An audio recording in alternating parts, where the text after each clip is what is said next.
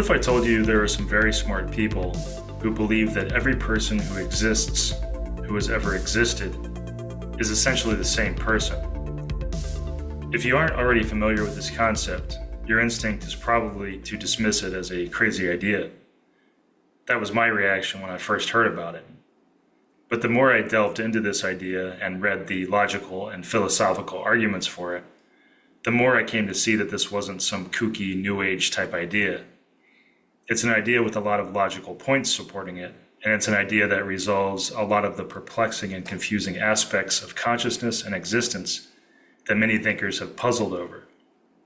It also happens to dovetail with ideas about consciousness found in Buddhist thought.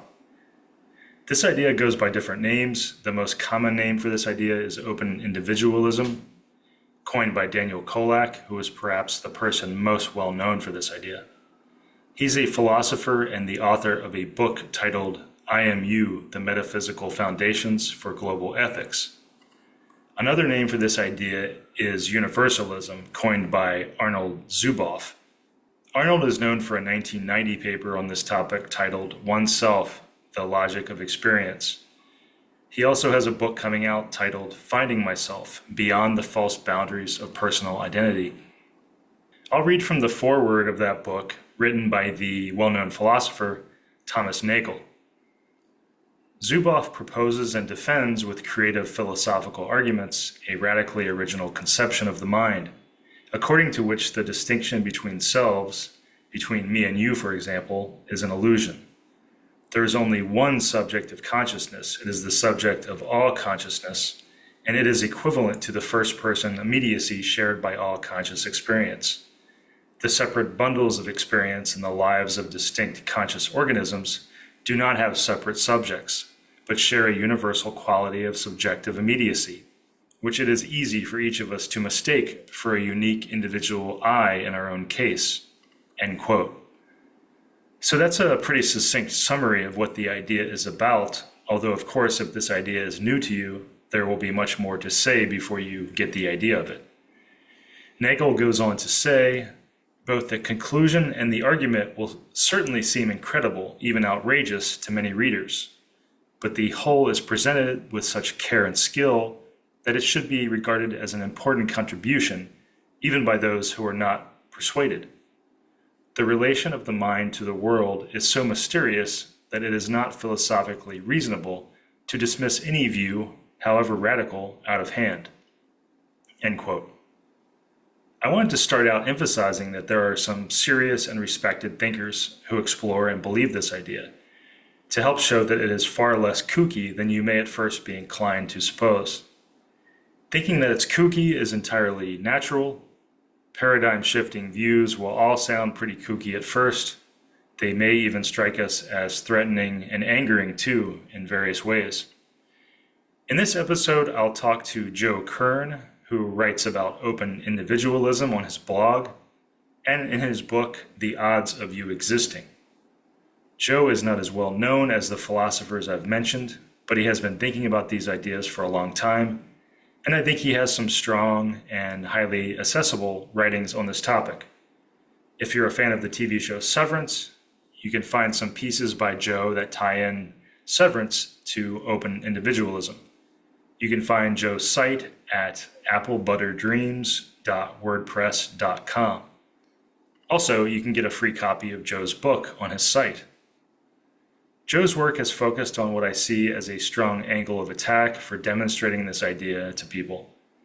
In the, quote, normal view of what we are as people, many people see their own existence, their sense of being present in the world, of being here now, as something that happened against all odds, as something hugely improbable and unlikely. In this view of things, some unthinkably huge number of factors had to align just right for you, your sense of awareness, your current consciousness, to have existed.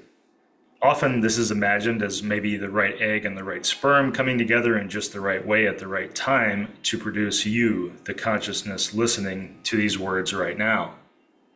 But what exactly were the factors that led to producing your current self-consciousness? If it was related to the egg and the sperm combining in just the right way, Does this mean that if the egg and the sperm had been completely the same, but there had been a slightly different few molecules in the egg or the sperm, that you'd be an entirely different you hearing this right now, a different self? Or if the same egg and sperm that produced you were combined, but just a little bit later, would you be a completely different person? How exactly would all these factors work? And would that view of things mean that there are an infinite number of first-person perspectives waiting in the wings, and if something slightly shifts, an entirely different first-person perspective manifests? And related to this, does this mean if something had gone slightly differently in your past, like your parents moving to another country, that that version of you would still have the same sense of self, that it'd still be you, the person hearing these words now, present in that other version of you? In what way is that other parallel universe version of yourself any different than just another person, a person in another body, leading an entirely different life? In Joe's book, he walks through the logic of these things and shows that it doesn't make sense to think of our inner consciousness as improbable. When you think deeply about it, there are no logical factors to find that could be seen to explain why you would have a sense that you are here in this universe, but in a slightly different universe, have an entirely different I experience. Instead of seeing our first-person experience as improbable, it might make more sense to see our first-person experience as inevitable, that anywhere there is a conscious entity, that same I am here sensation will exist.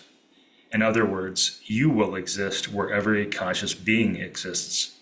This would mean that we are all manifestations of the same first-person experience, the same I. Now, you may be thinking of various objections to this idea. I know I did. But rest assured that the people thinking about these things have talked about your objections and have made strong responses to them. For example, you may be thinking, any sentient creature that arises in the universe, no matter how improbable its existence is, must always develop and have its own sense of self. That is not mysterious at all. Joe and I talk about that in our talk, along with other objections. I think it's extremely hard to talk about this idea. Our language, which relies on a normal paradigm of what people are, isn't well suited to the rather unusual and counterintuitive ideas we're discussing. There are all sorts of ways to get confused, whether when talking about these ideas or hearing them, and especially if you're new to them. One area of confusion is the difference between the content of someone's life, someone's traits and experiences, what's in their brains, and the first person I am here sensation, the I feeling or pure awareness, what Joe will refer to as the empty self. It's easy for us to conflate and confuse these two dimensions. We're used to thinking about both concepts when we talk about ourselves and about what it means to be a person. But for the purposes of this talk, you should try to separate the content of people's lives from what we're talking about, which is simply the first person awareness, the sense that I exist right now. I mentioned the difficulty of talking about these topics so that if at some point in this talk you think Joe or I aren't being articulate, I hope you are not turned off from thinking about this idea. Joe and I were both worried about this, Joe more than I because he has a book about this and is afraid of representing open individualism badly. I think Joe does a good job and I think I do an okay job, but I just wanted to emphasize the difficulty of talking about this topic. And I hope if you are a bit intrigued by it, you'll check out the resources and writings on it. On my website, behavior-podcast.com, on the entry for this episode, I'll include some links to resources by the people who have written about this concept and include links to some interesting Reddit threads about it. Along the way in this talk, Joe and I discuss religion, the idea of souls, fear of death and annihilation, existentialism, free will, Daniel Dennett, Derek Parfit, and even the multiverse. Okay, here's the talk with Joe Kern. Hi, Joe. Thanks for joining me. Oh, thank you. Really great to be here. It's a pleasure to talk to myself about these ideas. Talk to Sorry, that was really bad attempt at some open individualism humor. Oh, right, Talking yeah, to myself. Yeah, I could yeah. have planned that joke out a little bit better, but That's all sorry right. about I think everybody that comes to this makes a few of those jokes at the beginning, and then everybody just stops right away. Yeah. They're like, "This isn't going to go any further. That's good enough." Yeah, It's too niche. It's Yeah, definitely too niche yeah, a subject to joke around. yeah. Nobody will know what you're talking about. Maybe we could start with how did you? I'm curious how you found yourself in such a niche area. How did you find yourself to this area? Yeah, it was entirely my own obsession, and not finding the answers in existing philosophy or theories.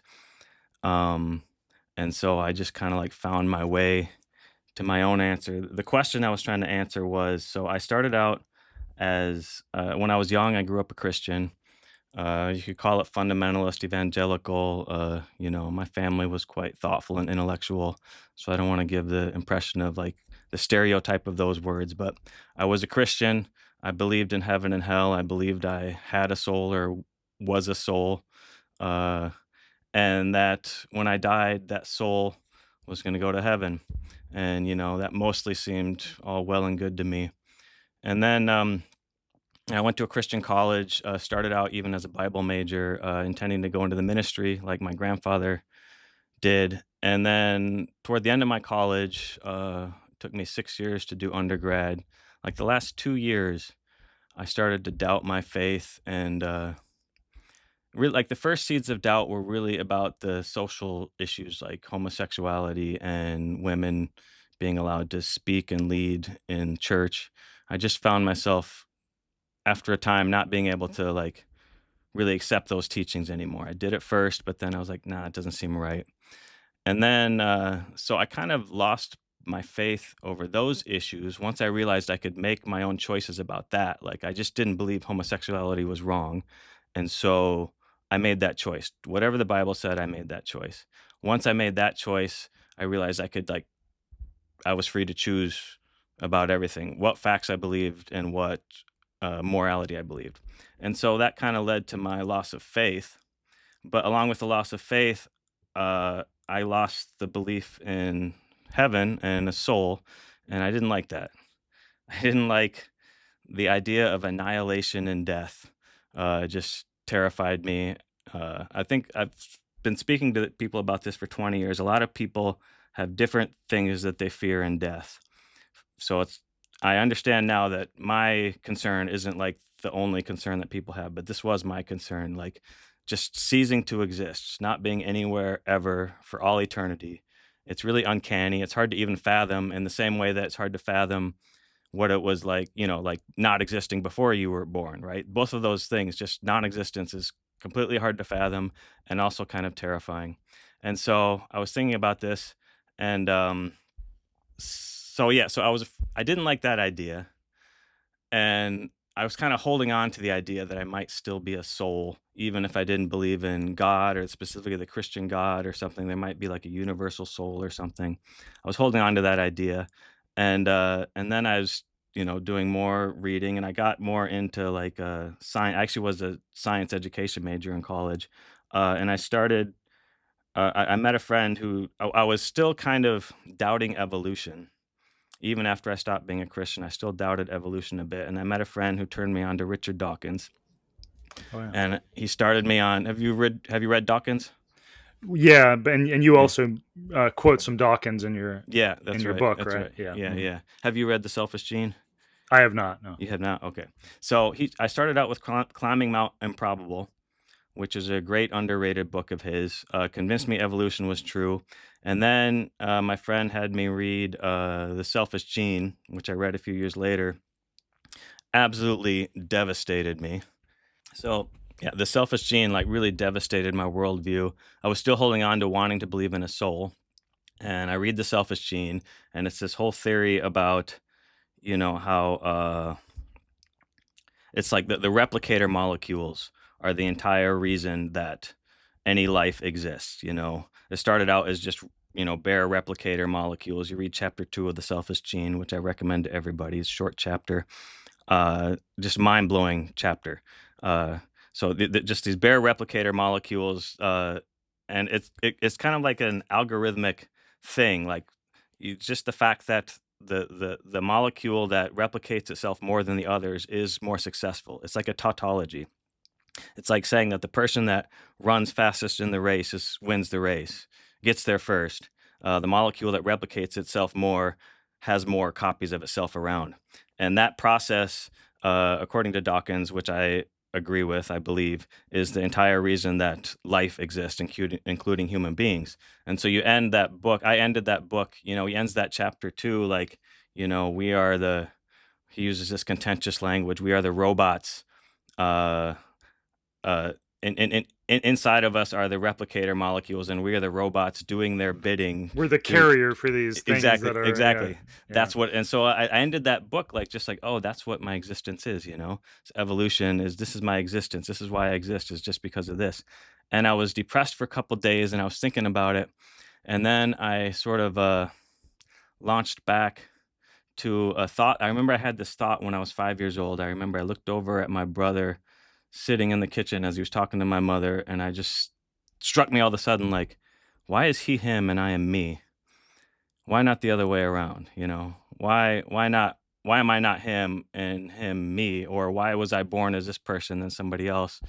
And I started to think like, oh, maybe there's a key in that thought to like, why this, even though I totally agree with Dawkins' theory of evolution, selfish gene theory, that thought grabbed me as something like the mystery. Yeah, the mystery. And so the way I formulated it to myself was, you understand that like evolution reaches down through the eons and creates a genetic person that becomes you. But that explains why the human being Joe Kern exists, but it doesn't explain why I exist. It doesn't explain like why I feeling. Yeah. And you could have a million, an infinite number of copies of this human being with the same DNA. That's not me, and this one's me. And so the thought I gave myself at the time, because I was worried about annihilation and death, and I wanted to believe I was a soul, was, how do I know I will cease to exist when I die, when I don't know what caused me to exist in the first place? Right. So I held on to that. And for a long time, then I started doing research. I started reading about consciousness. I read Parfit and such. Yeah. First was Chalmers, The Conscious Mind, and then Dennett, his biggest critic, Consciousness Explained. And then after that came Parfit. I found Parfit through Dennett. He quoted him at the end. So like those were I've read a bunch of other things since then, but those are still the big three in my mind. And so I spent about 5 years thinking I was writing a theory about the soul, like trying to prove that the soul must exist because of this uncanny, strange thought, like, why am I me and not somebody else? Evolution doesn't explain why I exist. And then after reading a lot about consciousness and personal identity, which is what Parfit wrote about, I decided I really can't believe in the soul anymore either. And that was really depressing, another depressing moment. And yet I still had these same thoughts about like, there's still something mysterious and wild going on here. Yeah. Right? Why do I exist? I don't believe souls, I think, are actually conceptually incoherent, and not everybody who believes in open individualism thinks this. This is my thought. I have specific reasons for thinking that, but like, I feel like souls are conceptually incoherent, and Dennett and Parfit both were big parts of me just kind of like being inundated by the evidence against souls, spirits, that kind of thing. So I decided I can't believe that anymore. And then again, I had a few, I don't know, it could have been longer than a few days, moments of depression, time of depression, like, oh man, not only am I not a soul anymore, but what I've been working on for this 5 years or whatever, and so excited about, might be nothing. And then the thought just popped into my head, like what I now call open individualism. I hadn't thought of it before. Was like, what if I am not just me, but like all people? And the way I still talk to myself about it this way. And the way I first thought of it was like a materialist reincarnation without souls, just a materialist, physicalist, naturalist universe. But like, my life doesn't end now, but so when Joe Kern dies, I, quote, become other people. yeah, and so that flooded into my mind, and I had a few moments. And this is interesting. Other people that have come to open individualism have talked about having the same kind of mystical almost experience. The thought flooded into my mind, and I had some days of like kind of I just sitting in a park looking at an ant and just being like, "Oh, I'm that ant," that kind of thing. And as soon as I had it was a bit, I had the thoughts, and then I was like, "I can't think that. That's ridiculous. I'm a hardline materialist now. That's a ridiculous new agey kind of thought. I can't think that thought." But then I started to think of like the kind of arguments that I could make, uh, that would kind of be like strict materialist, uh, analytic philosophy, whatever you want to call it, arguments. And that's what the Sorites argument in the fourth chapter of the book is. Um, and then it was like, oh wow, yeah. And so I talked myself into it. Spent a couple years writing and convinced myself that yeah, this is absolutely true. Now at the time, I didn't know anybody else that believed this. I thought it's surely possible. I hadn't known anybody else, but it did feel like a discovery that I had made myself, and I had written my entire argument for it. And only after that did I discover, when I published the first draft of it, I found someone who's now a friend of mine, Jacopo Vittori, who had also written some of his own ideas about open individualism. And he told me that it's called open individualism. This philosopher named Daniel Kolak has coined this term. He invited me to the Facebook group, and then that's so yeah. It started out as me finding it on my own, and then I found other people who believed it, for kind of came at it from their own different angles. Right. Yeah. And yeah, a lot to say there. What stands out is, I think what drives in general the interest in what we are, the interest in, what drives people like Parfit to write his book, or you to go down that path, is, that interest in kind of that fear, that interest in what we are and what happens to us, right? It's like, because it's, and I'll say too, what drove me to be really interested in this was this fear of not just death, because I feel like that didn't directly bother me, but I started getting these thoughts about like, oh, what if I am one of these serious people? What if I'm just Yeah, flashing in and out of existence? That kind of idea about the yeah, self, right? Like the yeah, empty individualism kind of ideas. And that it kind of felt to me like an advanced fear of death. Like it was like, this is even worse than a fear of death. Like I'm dying every second, theoretically, right? So yeah, it's just to say, like, I think a lot of us are led down these paths by the interest and the fear of like, will we continue existing, or what happens to us in the next moment, or the next, when we die, or whatever it is. Yeah. When did you first have that thought? Because you mentioned that before in your notes, like that was a big moment for you, that thought of like just dying every second. Was that Yeah. after, did you read that in Parfit and that's what gave you the idea, or? No, I think, Mm, like a lot of these things, it's hard to know how it came to be. But I remember like 10 plus years ago, I was thinking about these things where I'm like, and I can't remember if I must have read some like consciousness related stuff that led me down that path, probably. Have But you have yeah, you have you read Dennett or Chalmers? yeah, I've Yeah, read Dennett. yeah, Yeah, I read Dennett, and I read yeah, Dennett like 10 plus years ago. So I'm sure one of those things led me down that path. But it just strikes me like when it comes to all of this, philosophical work, so much of it is about like us thinking about what's gonna happen to us, and what are we, and it comes down to these, really just like yeah, existential fears, and about trying to figure this stuff out to set yeah. our own minds at ease. It, it, Uh, it is interesting because like there's some people that have argued for open individualism from an ethical standpoint, and I think this is the direction Kolak comes from. Uh, and I know there's some other people. I think Magnus Vinding, remembering the name, he writes a lot about ethics, and he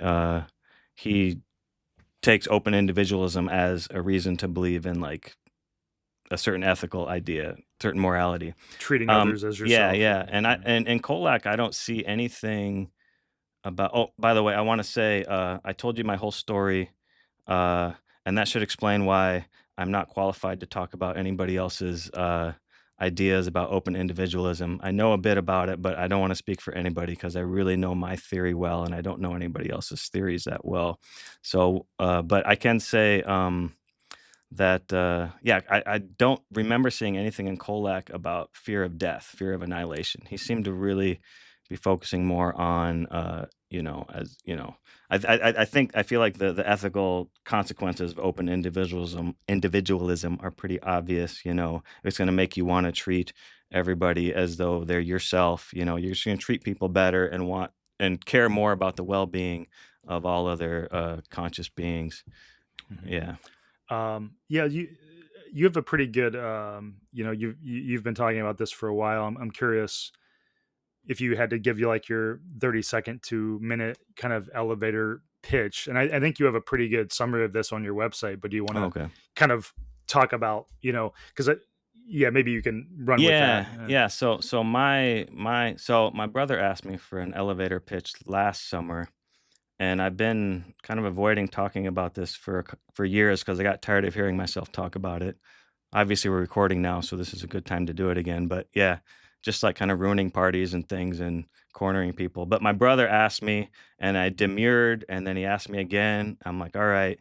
And I heard myself speaking for like 5 minutes straight and just talking a big jumble of twisty stuff that I know he didn't understand. And I'm at the end of it, as it's going on, I'm thinking, see, this is why I don't like talking about it because I don't know how to explain everything. So the point is, I don't know how to explain everything about my argument for it quickly, but that conversation made me think, okay, he's right. I should have an elevator pitch. So I think I can come at it from three angles. Number one, you can start with a conclusion. Open individualism is the idea that we are all one self. There's not a new self created at the birth of a human being or the coming into consciousness of a human being. We're all the same self. And so I still stick to my original idea about it, materialist reincarnation. When you die, you become other people. You're eventually all other people. There's a science fiction story called The Egg by Andy Weir, who wrote The Martian. And he has this short story that became viral back in like 2010. Somebody made a comic about it. It's that same idea. A lot of people might know that. Andy Weir's idea is that you're a soul and God is pushing you toward further improvement. But you're a soul that is all conscious beings through time, eventuality. You're all conscious beings, and God is pushing you to like perfection. So my version of open individualism: no God, no soul. You are all a people. You are all other people, but there's no, there's not like the Buddhist idea of karma or anything. It's just you are all other people. So that's the conclusion. Uh, I think a lot of people who believe open individualism won't like the idea of reincarnation, and that's fair enough. A lot of people want to talk about like you are all people right now. Mhm. It's not like you just jump to other people when you die, and I Right. think that's fair enough. But for me, I've never been able to wrap my head around that idea. I I experience myself as traveling through time in one direction, and that's the only way I can do it. But happy for all the people that can sort of wrap their brain around the idea of you actually just are all people right now. Now, that's the conclusion. For my personal approach to it, there's two ways I can start with. Number one, I can ask people if they've ever had that thought that I had when I was 5. You ever wonder, why am I me and not somebody else? And there's a lot there's a lot more questions you can ask along that same line Like of how like, unlikely it is for me to be yeah. here, and So the question like of like, why was I even a possibility to exist at the beginning of the universe rather than not? Again, like the creation of a certain human being with certain DNA from certain parents doesn't explain that. So why because like genetically identical people, even if you're not identical twins split from a zygote, still conceivable that they could exist. So we should that remind people that we're yeah, talking about the I feeling. We're yeah. not talking about specific people and traits. We're talking about the internal feeling of being present, of existing, the I feeling, and just wanted to emphasize that. Yeah. Yeah, thanks. Yeah, I guess Yeah. there's another part of this is the perfect doppelganger thought experiment I do that kind of tries to isolate that I feeling.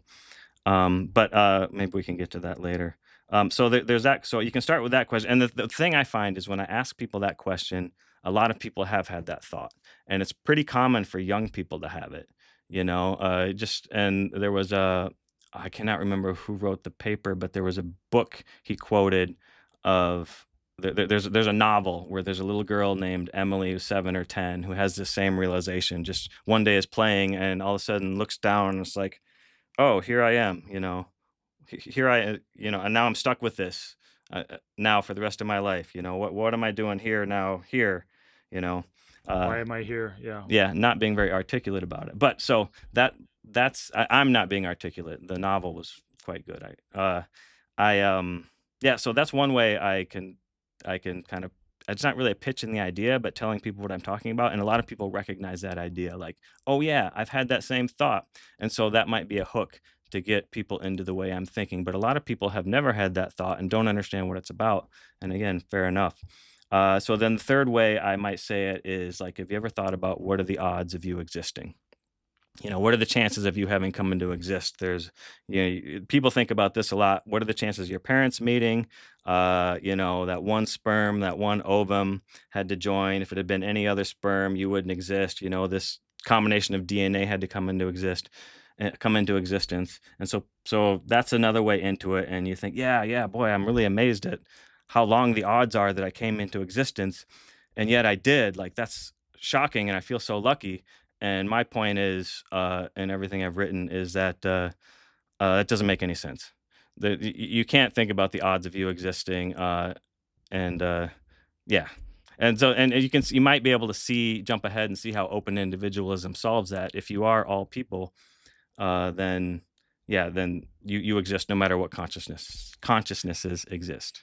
Yeah, Yeah, and I think the strength of what you focusing on that about the specifically, it's like when you start thinking about, yeah, because as you say, most people imagine there's some factors in the past. All these factors had to yeah, align for my I feeling to exist right now. All these factors, whether it was like when the sperm and the egg met up or the ancestors or whatever it is. But then, like, as you break down in your book, it's like when you actually think through logically, like, what was the defining thing that would have led to this I feeling now? You're left with, an idea that, oh, if I had replaced like the smallest amount of the egg with a little bit of different matter, would that have led to a completely different eye? And you start breaking down, like, as you said, the Sorites kind of argument of like, why would a slight difference in all of these factors have led to a completely different eye?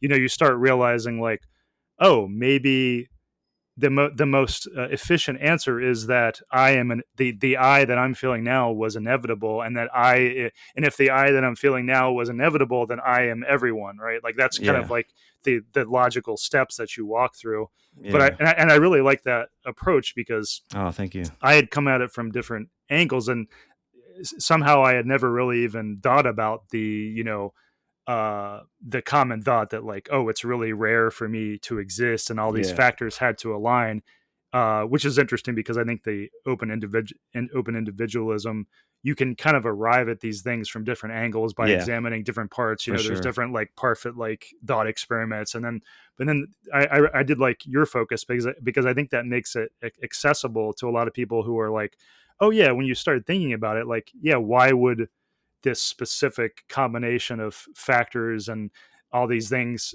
have led to my specific feeling of and it also gets into questions of, like, as you talk about it, like, if you had moved somewhere else when you were a kid, would you still be the same I feeling you are now, right? So it starts breaking up the idea that, Yeah, your I feeling is the product of all these factors. And then you start thinking, oh, the much more efficient answer is, like, that I am going to always exist wherever there's a conscious being. So I did like that approach. Yeah. and that idea of would I exist if I had been adopted by a family in I'm in Japan now, let's say South Korea. If I'd been adopted by a family in South Korea right after I was born, raised in South Korea speaking Korean, uh, and Joe Kern was still alive there then, this body was still alive there then, would I exist as that person? like the content of my life would be completely different. But would I exist as that person? My intuition is that, yeah, I'm going to exist once that sperm and egg join in the zygote and then it creates a human being. I'm going to be wherever that object and the things that grew from that object are in the world. I'm going to be there. And that's kind of the hook for me. The longer I think about this and, think about my approach to it, like I realize that that's kind of like my essential hook is like, if you believe that you would be in South Korea right now, under those circumstances, uh, you believe you're a completely different person, like content, language, everything about your life is completely different, but you still exist. It's not the same as if you had died right after you were born, right? Then you think, oh, I wouldn't exist anywhere. I'd be nobody, nowhere. If you think you'd be in South Korea right now, then my argument through many steps is that then you should also believe that you would be anybody else, even if a Right. different sperm and egg had joined, then you'd be that person, and that Right. leads to open individualism. Right. Yeah, you're using the instincts that we Yeah, have about yeah, ourselves in different situations to apply yeah, to everybody in different yeah. situations. Now, Yeah. some people do not believe that they would be in South Korea right now if that happened. They think that's a different person. I wouldn't exist. Maybe they think they wouldn't exist in the same way that they wouldn't exist as as if they had died when they were young. And yeah, I think that belief is kind of like empty individualist, but a lot of people don't know that term. They wouldn't call themselves that. But yeah, so if you don't believe you'd be in South Korea right now under those circumstances, then my argument will have much less power for you But to other convince. parts, Yeah. yeah, Oh, that instinct might not work, but other parts of mm, the argument may work. Yeah. okay. And there are people listening to this who almost everybody this will be new to if they made it this far. There's so many objections that spring up, right? Like the defenses of the normal way of seeing people, right? So one of the objections would be, but how can we be the same people? We're in different bodies. I have no knowledge, awareness of things happening to people in these other bodies. So I think that's one key objection. But I think the main overcoming of that objection is you also have no. There's lots of things in your own life that you have no memory of or no direct awareness of, right? Like you lived when you were a kid or even a year ago, and there's experiences you had that aren't really available to you now, right? So just to say that there's the various objections that people will bring up, you and other people have Yeah, addressed in various ways as ways to overcome, because it is such an outlandish thing to say, like it we're is all the outlandish. same Yeah. person. Everyone's like, what the hell are you talking about? So but I do like to emphasize, like, people who are curious about this, like there's many people who have worked through the objections, and it's kind of, at the end of the day, it's kind of just a different way to see. It requires a different way to see what we are, but it's not like, when you think it through, it's not like a crazy magical idea. When you actually think it through, it's like, oh, maybe this is just how the world Yeah. works. Right? It's not really, I guess it's not really a factual claim. It's certainly not an empirical claim. Like you can't just say this is definitely, because like it doesn't really change anything. You die. Uh but it's like I look at it now. I think when I first thought of it, I thought I had solved all the problems of the world and was like, oh, this is just the facts of the world. I need to tell everybody. And other people have had this experience too. Freeman Dyson talks about this. Physicist Freeman Dyson talks about this in his memoir, which I learned from Kolak's book.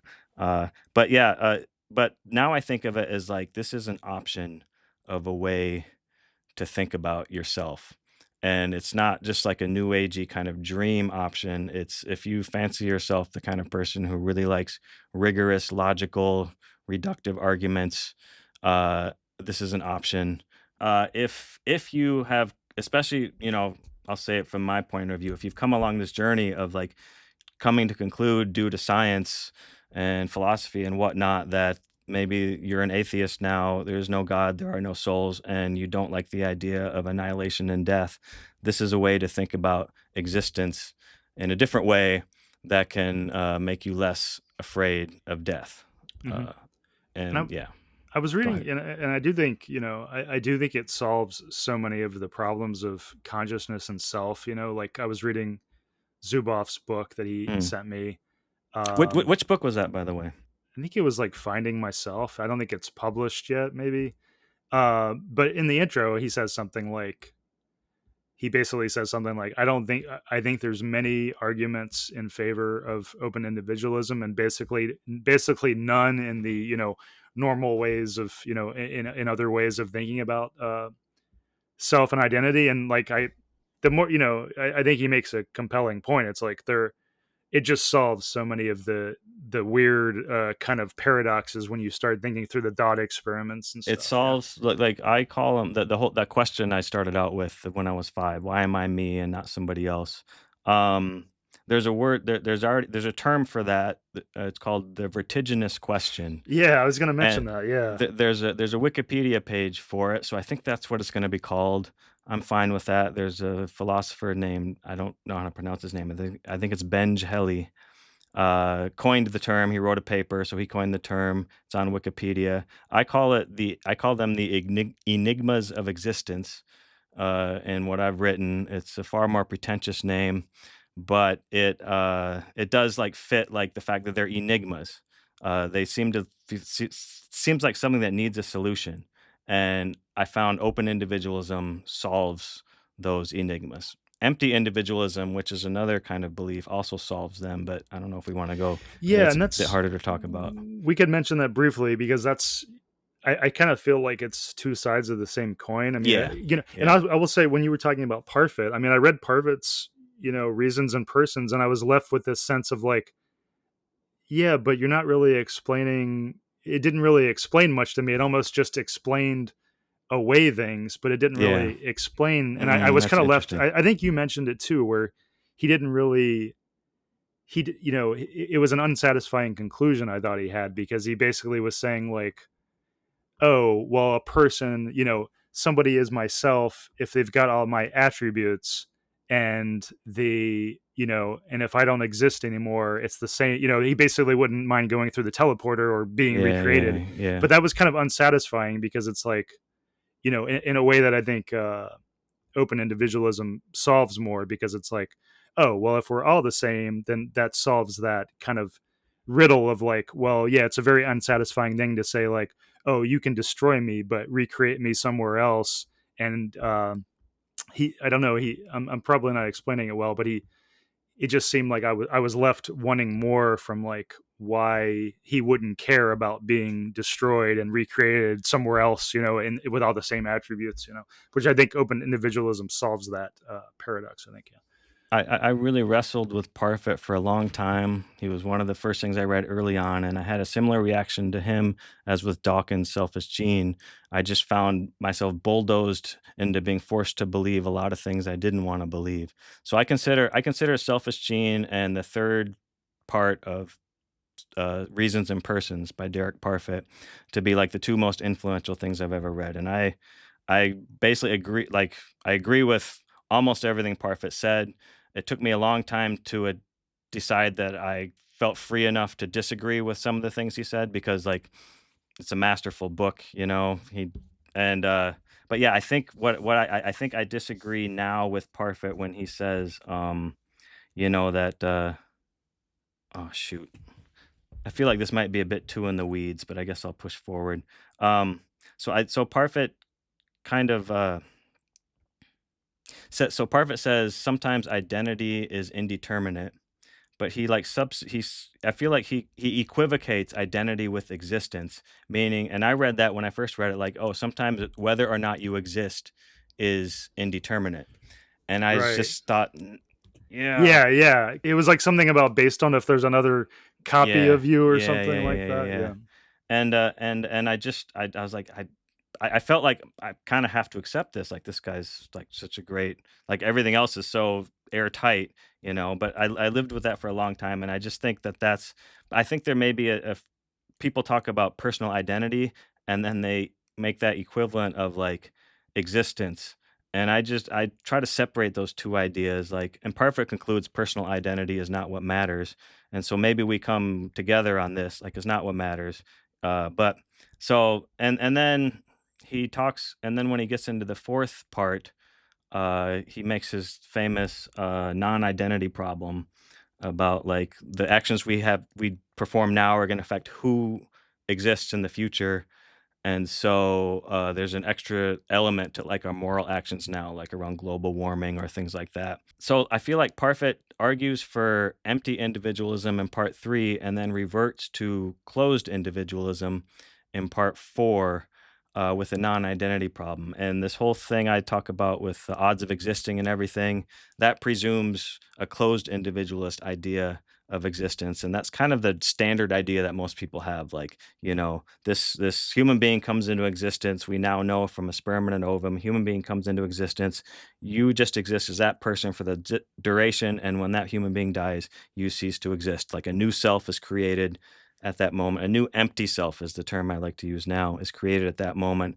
And then it dies, and then you're done. You're gone forever. Yeah. I thought, I thought so many things that I was left kind of unsatisfied in Parfit's book are just made complete sense of with open individualism, but so much of his arguments map over to open individualism. Like it's like if he had just looked at it a slightly different way, he would be an open individualist. Exactly. So I'll say a few things about that I do know. So Daniel Kolak, in his book I Am You, published in 2004, coined the terms open individualism, empty individualism, and closed individualism. And Kolak himself also says empty individualism and open individualism are very close together. It's really, they're both basically true, and it's just a matter of how you think about it, right? Right. And right. so glass half full, glass half empty. Yeah, exactly. So I was looking back at Kolak just a couple days ago, trying to prepare for this, and I discovered I could not find an actual definition of what Kolak means by empty individualism. As far as I understand it, it's just whatever Parfit argued for in part 3 of Reasons and Persons. That's empty individualism. I take it to be kind of the really austere view that consciousness just comes into existence whenever matter of the appropriate organization comes into existence. In our case, probably we can attribute to our brains. Consciousness comes into existence when matter is organized. If it just popped into existence right now, you'd have a conscious being for a few moments, So that's kind of what I take empty individualism to be at its ground level. Yeah, it's just a bunch of just disjointed moments of existence, and like it's almost like you could view it as like consciousness is an illusion because it's just a bunch of moments of coming into being. Yeah. I guess at ground it is the idea that there's nothing else to that. There's like no, Parfit calls it a further fact in Reasons and Persons. There's no further fact to it than that. There's nothing in the universe that would be a self that continues to exist through time. It's just consciousness just exists in this moment because this brain exists. Yeah, it's kind of like it is a very similar view because to me it's very similar. I can see this how similar it is because that's kind of how I view open individualism, except it's like, yeah, kind of like the glass half full, glass half empty. It's like, as you say in your book, it's like, even if that's true, even if we are a series of, disjointed moments of selves or whatever, it's like everything that we want still, we still attain everything we want. What more could you want, right? Like you couldn't imagine another world where like all these things that you wouldn't be getting what you wanted out of, so even if the empty individualism or open individualism of us being a bunch of series of moments, it's like we're still getting what we want, right? Yeah. The thing you want obtains. I think I came through reading Parfit again, had kind of like a period of kind of depression of like how austere that is. But at the end of the day, you read his theory, and then at the end of the day, you think, well, but wait, what have I lost? I still have everything that I always thought I had in existence. I still exist now. I retreat to kind of the Cartesianism of Descartes of like the one thing I can't doubt is that I exist right now. So I didn't lose that, and I also didn't lose the fact that to me I still existed when I was 5. I have memories when I was 5. I existed then. I haven't lost anything. So, and again, this is kind of how like empty individualism and open individualism are basically kind of like two ways of looking at the same set of facts. Like there's not really in conflict. They're just a matter of interpretation. And one thing I wanted to say is that Kolak's argument for open individualism, Parfit read the manuscript and provided a bunch of comments on it. So I don't know what those comments were, but That would be cool to see. yeah, I think, maybe Parfit thought the same thing, like he didn't tell Kolak to change the whole book. It's garbage, so maybe Parfit thought the same thing. Like, this is Yeah. a different way of looking at the same thing that I argued for. I always wonder if Parfit accepted the label empty individualist for himself, or if he just kind of like, yeah, but Yeah. Well, and then, like so many of these philosophical things, it's like life in general. It's so easy to take the same idea and look at it very depressingly or look at it mm, positively. I feel mm, like that's just true for so many ideas in general. And it's like in this case, it definitely seems to be the case where it's like, yeah, you could use it to be like an extremely depressing, stark view of the world. But as you argue in your book, everything is still there that we want there to be there, in terms of, our sense of self seeming to continue over time, and us having the yeah. memories, and us, seeming to be a person, The, so go ahead. this thing you talked about, like that being like Parfit. I learned it from part 3 of Reasons and Persons, Derek Parfit's book, which, by the way, anybody can read. I think it doesn't require any prior philosophical knowledge. You don't even have to read the first 2 parts of the book, which are about ethics. I think I've never read them. Part 3. Anybody can read that if you've read any kind of like popular science or something. Anyway, what I want to say is I found that idea of that you mentioned earlier about like becoming a new person like every minute or every second or whatever. I found that in Parfit, and that's one of the arguments that made me The series person. the serious person that's one of the arguments that like lessened my ability to believe in the soul, kind of like dropped my credence for belief in the soul. Because you think about it, like if you think about like, happening once every day when you go to sleep, you might be scared. By the way, did you read chapter 5 of my book? Is not included in the main manuscript. It's an addition. It's okay if you didn't. It's I may fine. have, I can't Okay, remember offhand. it's a separate I document, think but I might have read that. Yeah. okay, I just reread it. I hadn't read it in years. I just reread it and didn't even remember. Great example of this. I didn't remember writing it. I didn't remember having these thoughts, but I'm like, yeah, these make sense. Like so, if you think you're gonna if your body's gonna be, disillusioned, dissolved. No, that's macabre.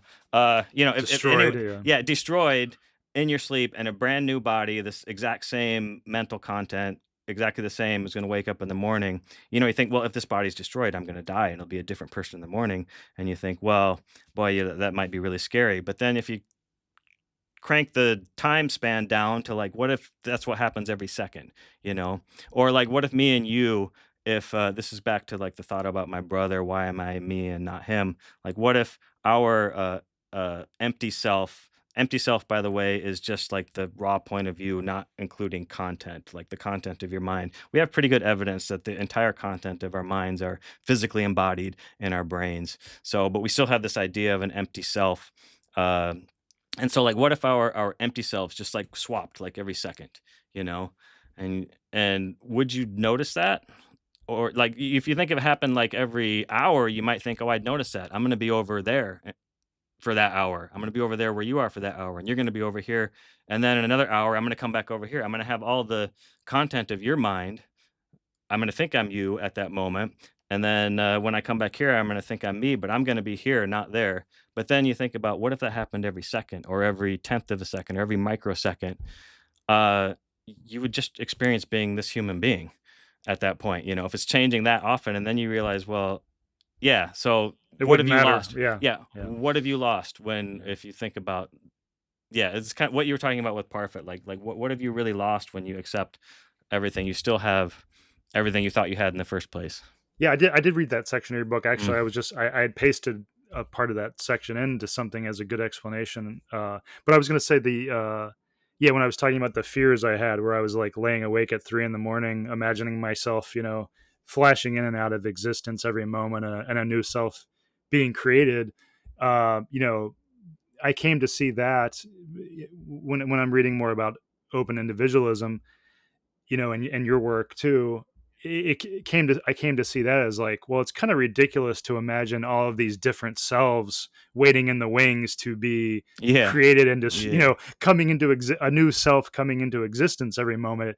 Open individualism makes more sense of that, because it's like, well, it's much more efficient explanation to just have them all be the same self coming into existence, right? And if that's true for me in that scenario, then that would be the same self coming into existence for other people, so it's like, that made a lot more sense of my fears, and it kind of put my fears in context of like, well, I knew that, your point, I always thought your point was true. It's like, regardless of all these fears, Mm. everything still attains for me. Like, I'm still cognizant of, I still perceive myself as a persistent being over time. I still have Yeah. these memories, et cetera, et cetera. So like, worrying too much about it is kind of, no matter what the truth is, is kind of, too much worry is unproductive. But the open individualism did make a lot of sense to me, because when it came to the efficiency of just imagining like all this string of new selves coming into being is kind of Yeah. silly when you think about it. It's like, it's sort of related to your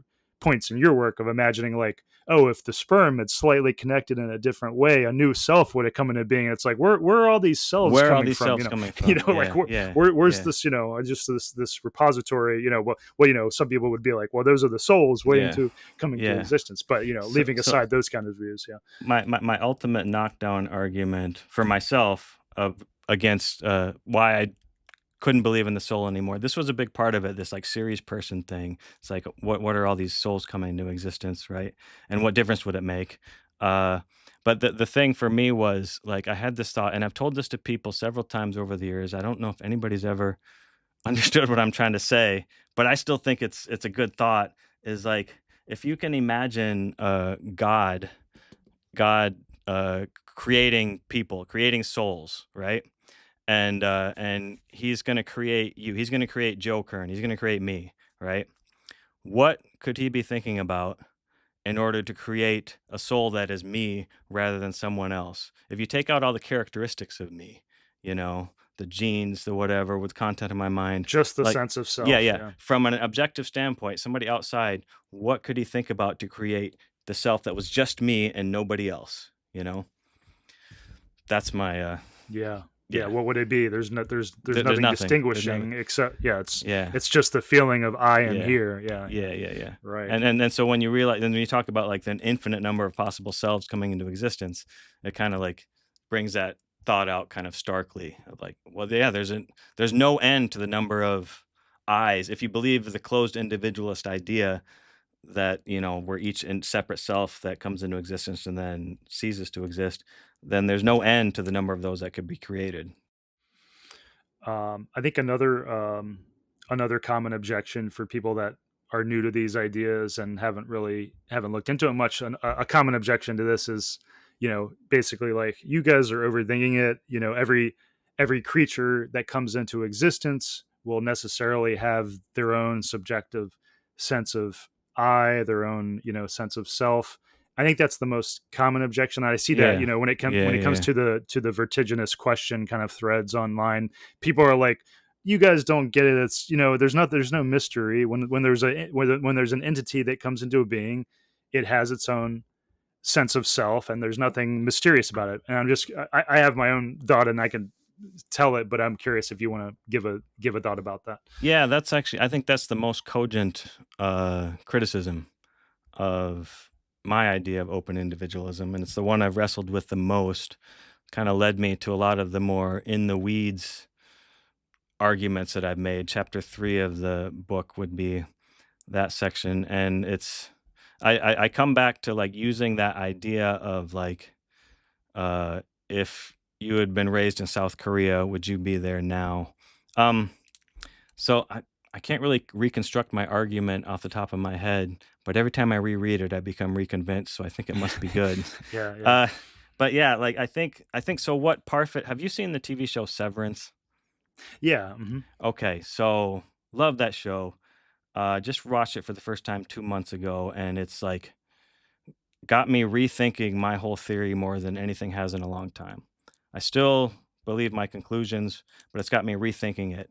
And So, and I've written some blog posts about my reactions to the show Severance. Anybody who's seen Severance, you can read those blog posts, and it's probably the best introduction I've written to the way I think about these issues. I read some of that. Yeah. If you haven't seen Severance, you can read them, but I don't recommend it because I love the show so much. I don't want to spoil any of it. So just watch the first 3 episodes of Severance, and then you can read the blog post. But yeah, so Severance got me thinking about this. This isn't going to necessarily be a very coherent thought, but just like, so Derek Parfit talks about like what it takes for a person to continue to exist. And this is what the entire study of personal identity is about, like what it takes for a person to continue to exist. And this idea that we are just, anytime matter forms into the right form, then there's consciousness.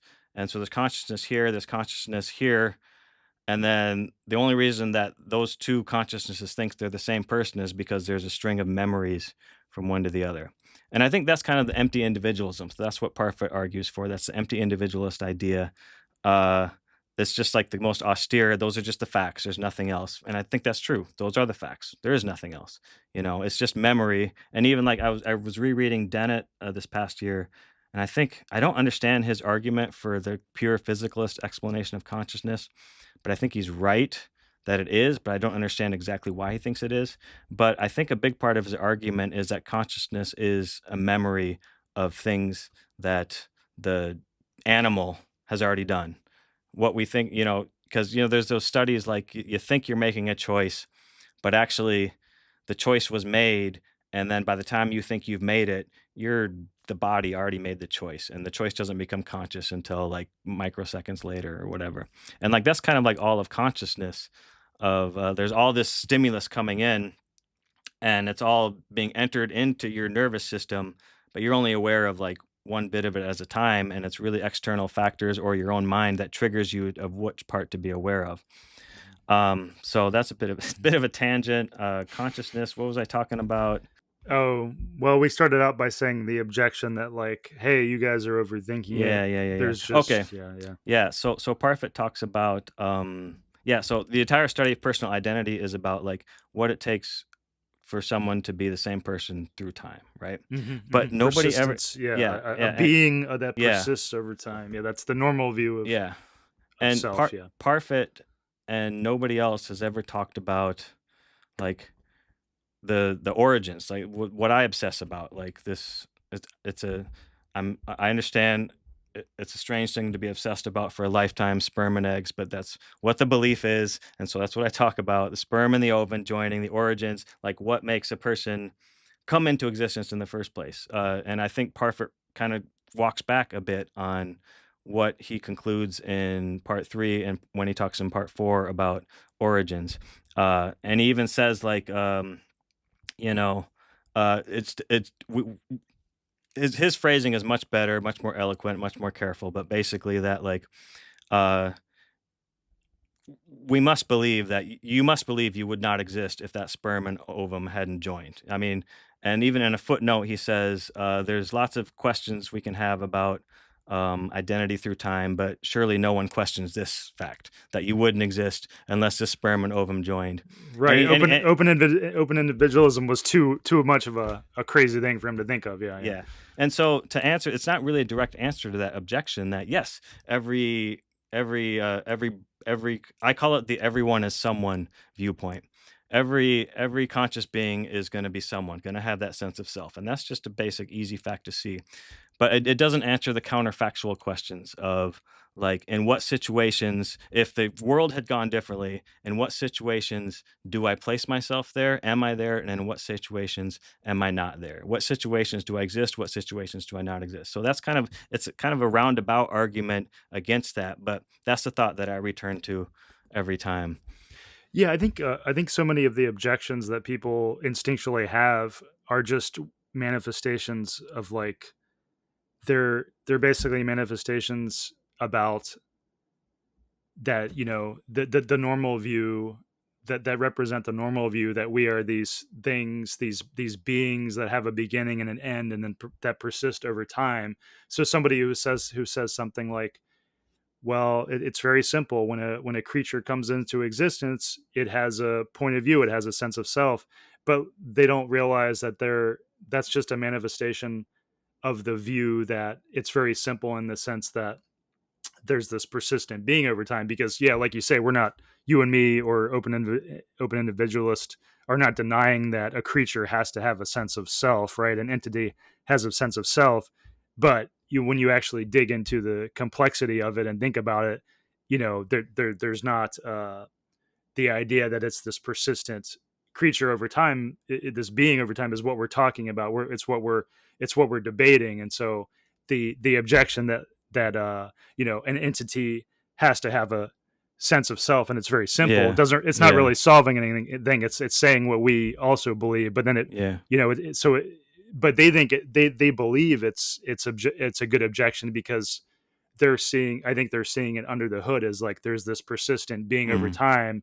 So I think their objection is actually representing something under the hood that they're not even realizing that their objection contains, which is the normal view of, closed Right. individualism, right? Yeah. So yeah, because you and I or anybody espousing these views wouldn't deny that a creature that comes into existence has to have a feeling, almost certainly has to have a feeling of I. That's not, we're not denying that. We're trying to get at like, what is that feeling of I that is there, right?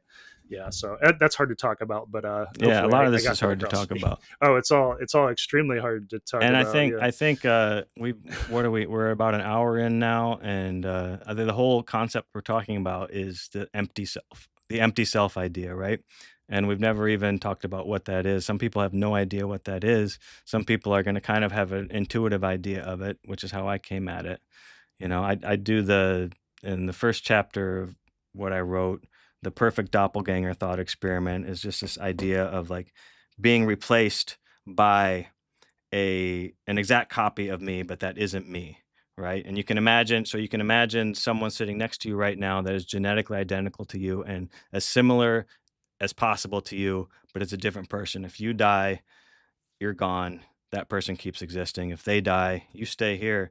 That person ceases to exist, right? Their subjective self ceases to exist. And then you can imagine like, okay, so then just make yourself disappear. You never existed, and that person is exactly in your place, atom for atom, exactly moving through the universe, exactly as you have your entire life, and has lived your exact same life the exact same way you have, but is not you. You never existed. And that's kind of how I isolate the idea of the empty self. At first, I framed it as like, this is what I mean when I say I exist, is like the thing that exists in this universe but doesn't exist in the other universe where he replaces me is what I mean when I say I exist. If we can, just for the sake of argument, say that everything is atom for atom identical in that other universe as in this one, then that's what I mean when I say I exist. And I use that just to talk about what I mean when I'm talking about my existence to avoid confusion, right? But that's the empty self. There is a lot of confusion. Yeah. There's I really like your explanation of drawing out the difference, the important distinction between the I, the feeling of existing, and the traits that we have as humans, the content, right? Yeah, I really, because like you say, even very smart people, like you start out with Dawkins seeming to me, and I agree with you, it's like he seemed to be conflating the two in ways that just don't make sense, but that represent the normal view that most people have of kind of conflating those kind of ideas. The empty self and content is how I describe it. The two things people think they're talking about when they say I exist.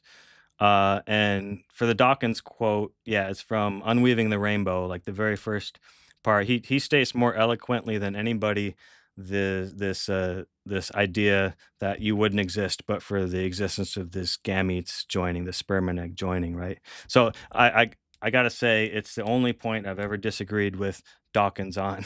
Before was that one, but I think he states this common belief very, very eloquently, and that's a belief that I think is wrong.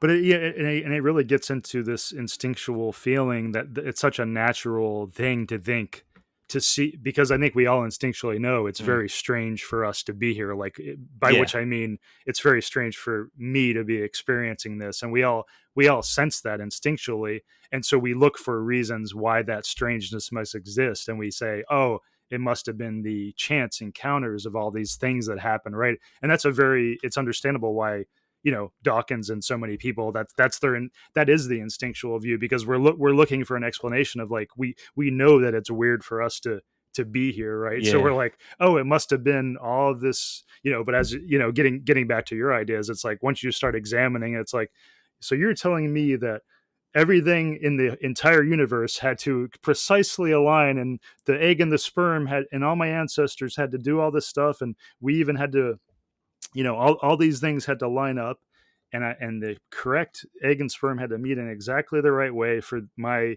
as you say, the empty self, or the feeling of I, to exist, and when you start examining that idea, it kind of breaks down, which I think is, gets you more into the open individualism way of seeing things. Yeah. That's a good summary. Yeah, Yeah. that's good. I was going to see what you thought of this. Another way I was thinking of it the other day to try to explain it to someone.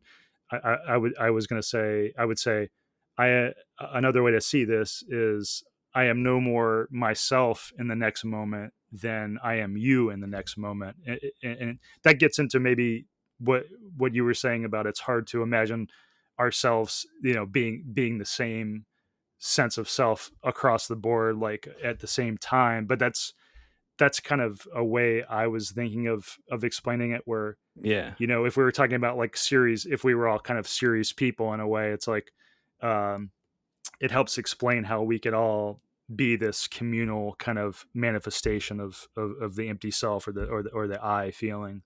I But think it's similar to a thought I had early on as I was in the middle of arguing myself into open individualism. Was, yeah, I think I had a similar thought. There's nothing more I can articulate it about it, I think, than what you said.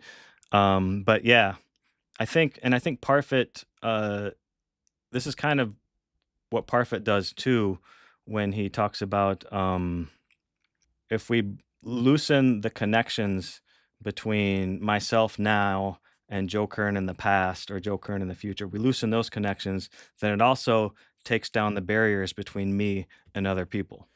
right, And Parfit kind of almost ends with a open individualism conclusion at the end of part 3, when he talks about, this is one of the most famous passages of that section of the book, about, like, he used to envision himself as in a tunnel on a journey that was just going to end, and now that the walls of that tunnel have fallen away, and things are more like, when I first read that, before I ever thought of open individualism, like, this was 4 years before I even thought such an idea was possible. It confused me a bit, because it seemed like he had just argued this really nihilistic view. nihilistic, dismal view Yeah, about, yeah.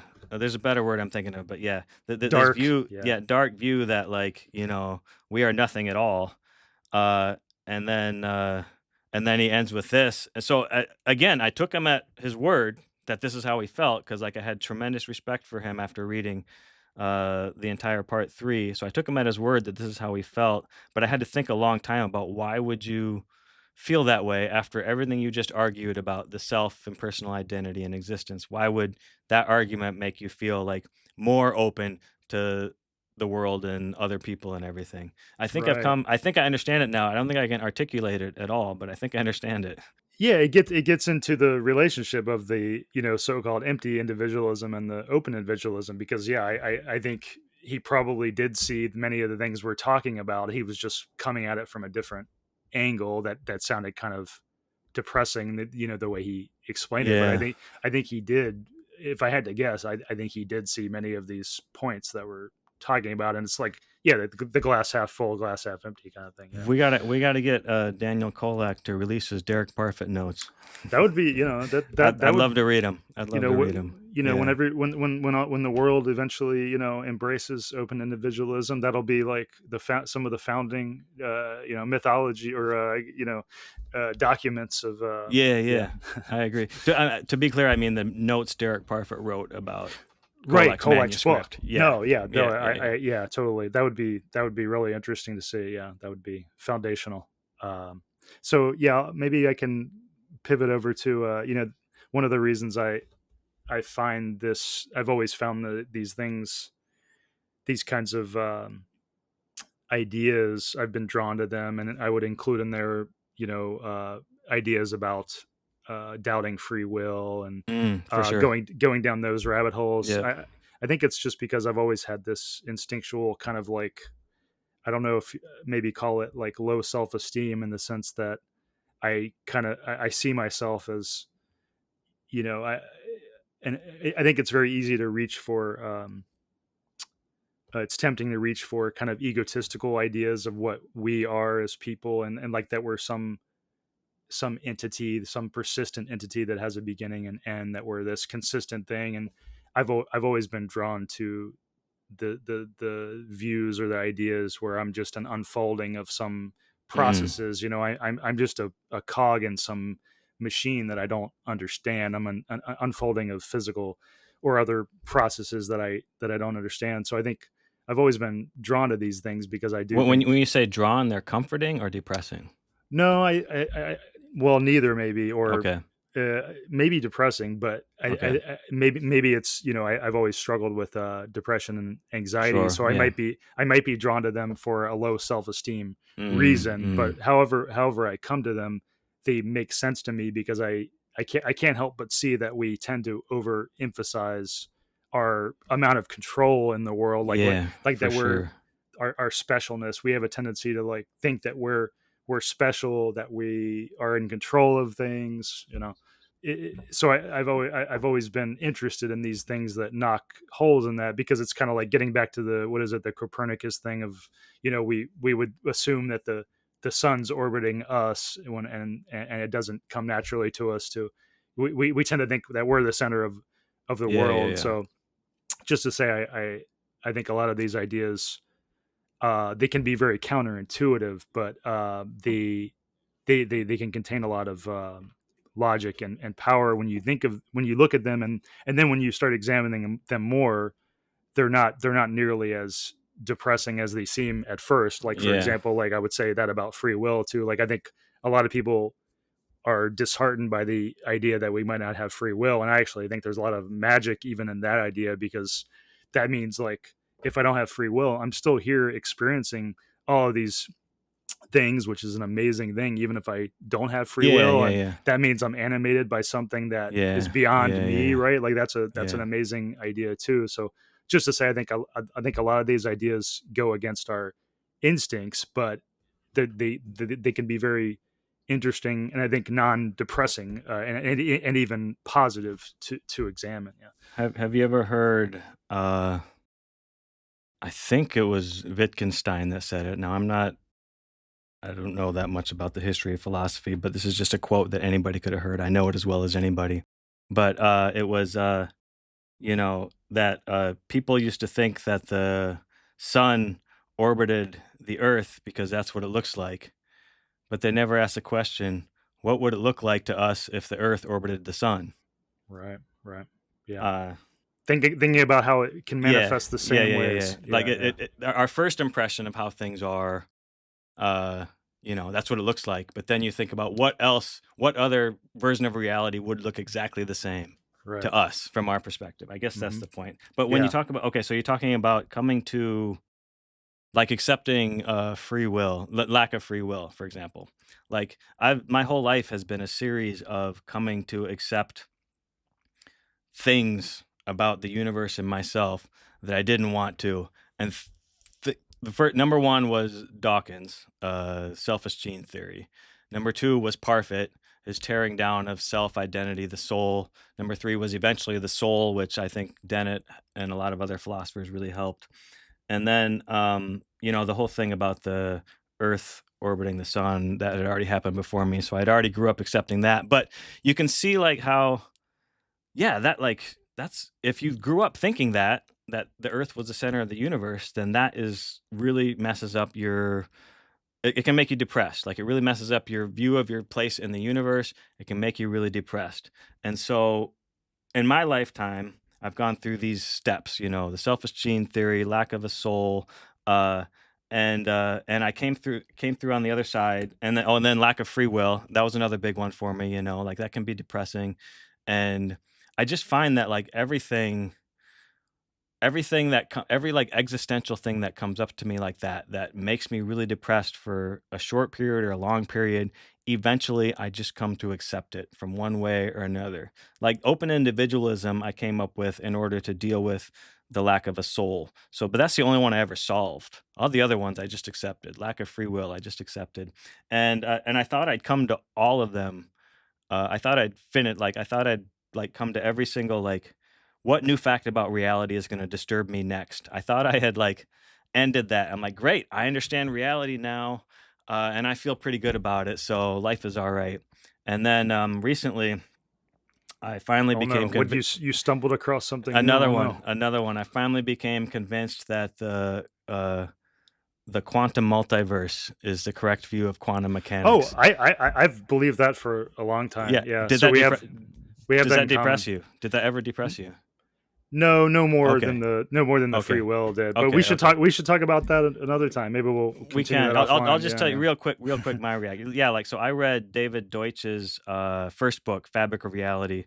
Beginning of Infinity is more famous. I like Fabric of Reality better. And I was like basically convinced by his argument, like about 20, 30. I was convinced of his argument, but I didn't feel like I had to think about it too hard. And then I started listening to Sean Carroll's Mindscape podcast, and he's a big multiverse interpretation, Everett interpretation of quantum mechanics guy. And after about 2 straight years listening to him, it just hit me one day. It's like, all right, Joe, you can't ignore this anymore. The quantum multiverse is probably true. And it just made me so anxious and depressed for a while. Oh, I was we just should talk thinking about, about that. yeah, I was just thinking about like, I don't know why, but like my grandmother came into my mind, my father's mother, who my grandfather passed away in the mid 2000s. Uh, and I got to know my grandmother after he passed away. My grandfather was a preacher. Everybody said I'm so much like him my whole life. So I always just kind of focused on my grandfather. Maybe it's kind of like, a male, female thing might do it. But then I got to know my grandmother, and I don't know why, but I just had this thought about like, and I really enjoyed my time with her. She's just an amazing person. I just had this thought like, so all that time we're spending together, and this could be with anybody you're thinking about, like it wasn't just like a persistent us spending time together. It's like we branched like 1,000 times every second. And so like I felt like I lost my garden. Like there's a lot of different there's a lot of different ways there can be multiverses in physics. There can be like infinite space and an infinite number of copies of you of this world existence, infinite space, infinite time, whatever. At least in those cases, I'm still here now, and this is all there is, and I have my garden that I can tend to, and I can make this space as good as I can for myself and for everybody. But the quantum multiverse, if even this space is like splitting millions of times, thousands of times every second, and I have no access to any other of my selves or any of your other selves, then I've lost the garden to tend to. And it's like, well, what's the point of caring about anything now? I can't even tend to my own garden. But somehow, I well, think go you'll get ahead. over. I think you'll get over that. I did. You've got no. Okay. Yeah. Yeah, I did. I had to take a vacation right away.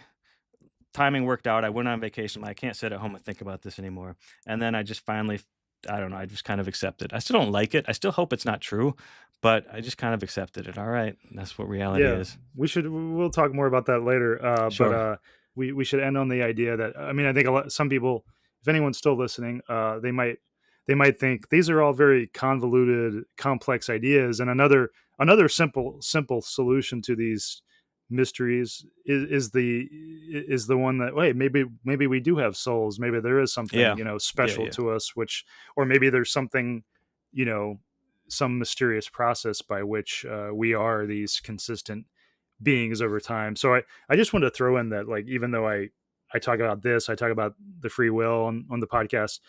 It's not that I'm like certain of all these ideas I talk about. It's more like I think when it comes to like logically thinking through things, these are valid, theories about how things are. But I at the end of the day, I just think I find existence so mysterious and strange that anything, even if I found out that there was a God and a soul, and it wouldn't surprise me that much, because I do find all this stuff so astoundingly strange. So I just wanted to throw that in. I wanted to throw that in there because I think a lot of times when when people talk about these kinds of ideas, people think like, oh, they're firm, this guy's 100% believer in this. It's like, I don't 100% believe in anything. These are ideas that I find really compelling from a logical perspective, but I just want to throw it in Yeah. there and get your It's take. Yeah. it's epistemic humility, something I try to have about everything. And I have it about this. I feel pretty strongly atheistic. I'm pretty strongly an atheist now. And that was after reading The Selfish Gene, which I read before Dawkins had published The God Delusion. So I didn't become an atheist because of his arguments against religion. It was The Selfish Gene. I'm pretty strongly atheist. I told you I don't believe in souls or spirits. I have my reasons for that. I mentioned some of them here. But I want to say that open individualism as a whole, some people who argue for it, Arnold Zuboff in particular, is not anti-soul, as far as I understand his view.